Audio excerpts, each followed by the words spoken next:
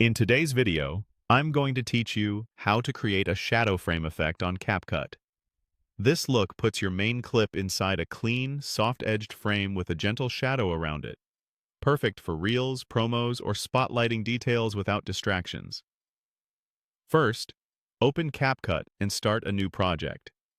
Choose the aspect ratio that matches where you'll post: 16.9 for YouTube, 9:16 for vertical, or 1:1 for square, so you see the effect exactly as your audience will.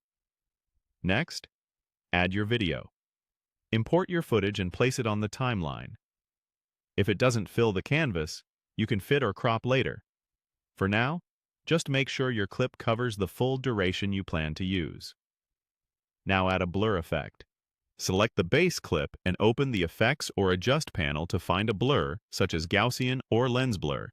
Keep it subtle, enough to soften background details while maintaining color and motion. This blurred clip will act as your backdrop, helping the framed version pop. Double-check that the blur effect is applied to the full-size base layer, not the smaller clip, so the subject stays crisp. If you notice thin gaps along the frame, slightly scale up the blurred background until the canvas is fully covered.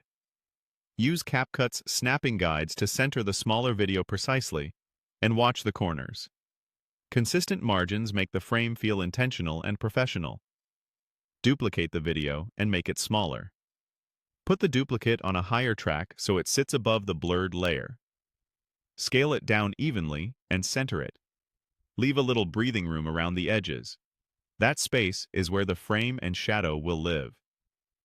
Add a black background.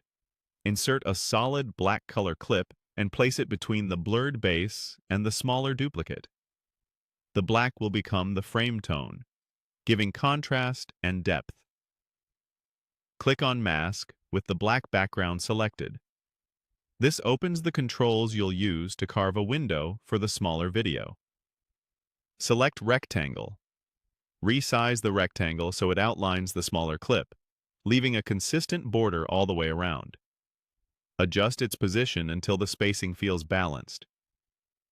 Finally, adjust feather.